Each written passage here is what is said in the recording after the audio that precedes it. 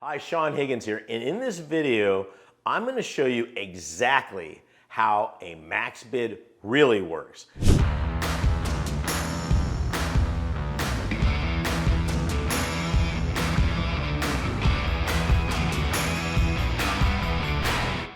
So think about this for a minute. Have you ever wondered, how do you get to your max? I mean, did you just guess? I'm telling you, if you show up just guessing, you're going to lose. Okay? Have you ever wondered what is the method, the psychology behind the maximum bid, and where are the steps that get you to this? In this video, we're going to show you exactly how to get to that and really the psychology behind that, because there's so much more than here's the math and this is how you get there. There's a technique behind this, and when you're done with this video, you're going to know exactly how this works. Now, we already know. Thumbs up, comments. If you have any questions, or if you've got experience in this area and you've had some success and maybe I didn't cover that, tell me about it. Or if you have a question specifically on anything I'm doing here, have a question there. Let's start a dialogue. I answer all of those. Okay, so let's get going. How do you come up with a maximum bid? Where is the whole process there? What is a maximum bid? This is the maximum amount on a piece of property that you're willing to pay that can still provide you with a profit. So let's back way back. I find a property. The first thing I want to do is figure out, okay, it doesn't matter how much they want for the property at the opening bid. My opening bid is just, that's irrelevant to me. That would be fantastic, and I've gotten a lot of properties at or near the opening bid.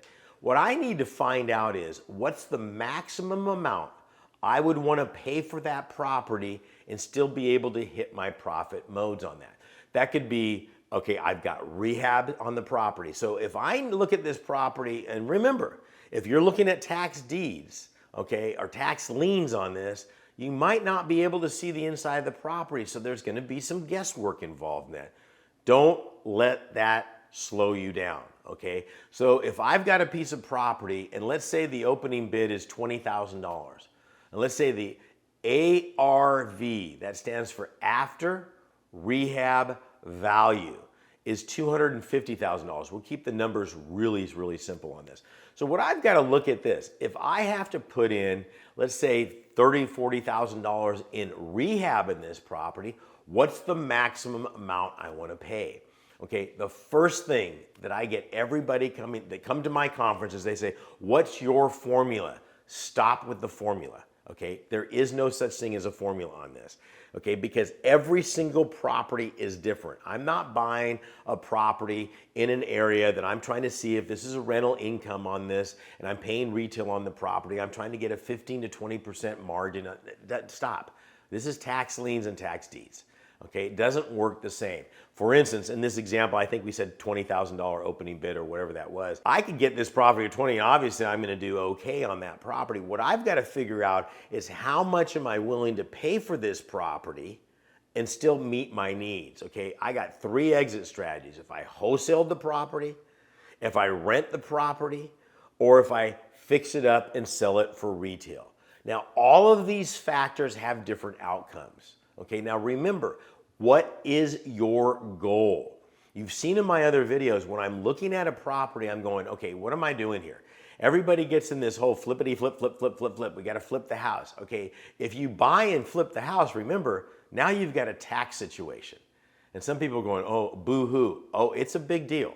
Okay, let me tell you something. If I buy this property at $70,000 and I turn around and wholesale it, let's say at $175,000, I've just increased my income for that year by $100,000. That could send me into another stratosphere as far as taxes. So in that particular situation, that could have increased my tax liability on all of my income to the highest bracket there is out there. So those are things you've got to consider when you're looking at this. So when I'm looking at my exit strategy on this, I can go, okay, look, I could have some profit potential on this. Maybe I want to do a one-year lease option. I did a video on that. Maybe I want to fix it and rent it out, because there's two different choices here. Do I want to create wealth keeping the property, or do I want to sell it and make some money? That's making money. Okay, so I'm going to make a statement here. I want you to unpuzzle this. I've always regretted selling a property 5 years later. Just think about that for a minute. Now, that doesn't mean I'm always keeping properties, but sometimes I'm in different modes right now I'm collecting properties. I'm doing a legacy thing for my kids, so I'm collecting some properties. We got some good rent coming in on these properties. There's a lot of cash flow going on. Okay, so that's a great way. If you say, Sean, I need some cash right now, just keep this in mind.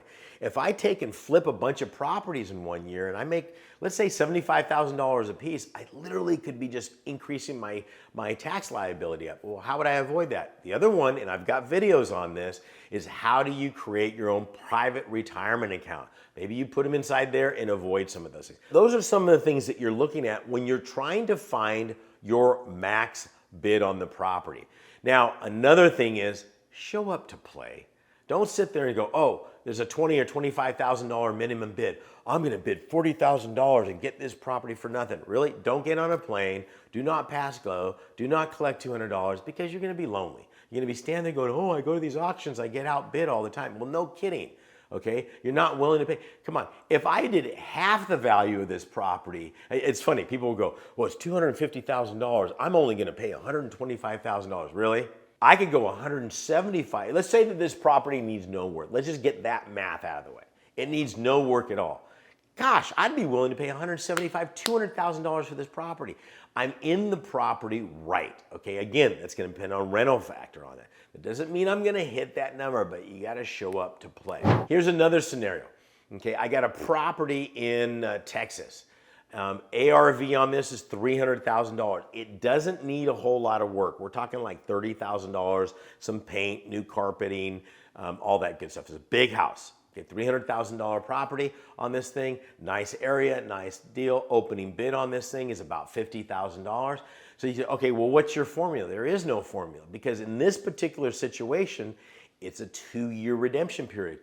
Well, isn't that going to change my factor? Yes, because in Texas, okay, I need to know that I get the property and I can rent that property up during the redemption period. So if I can rent that property out for say $2,500 a month, all of a sudden my max bid is increased because I've got income coming from that property in the interim during the redemption period. So all of these factors are going to be. Here's the other thing, which I'm just talking about right now. Know what auction you're going to. Okay, do I have immediate ownership of the property? Do I have partial ownership of the property? Is there a 1-year redemption period on this deed and then I have to foreclose?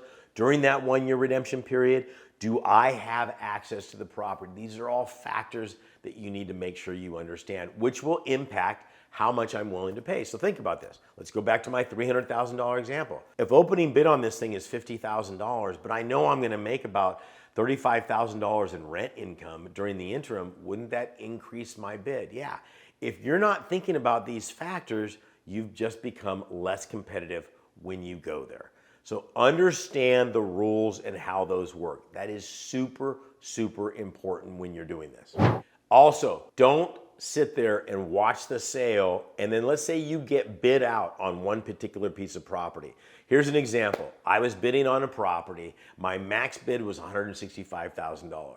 Okay, this was a gas station. We had done a phase 2 report on it. We kind of knew what was going on there. We weren't comfortable with this thing was probably worth $1.5 million the way it was sitting, but I wasn't comfortable for anything higher than that. Literally, there was only one other person bidding.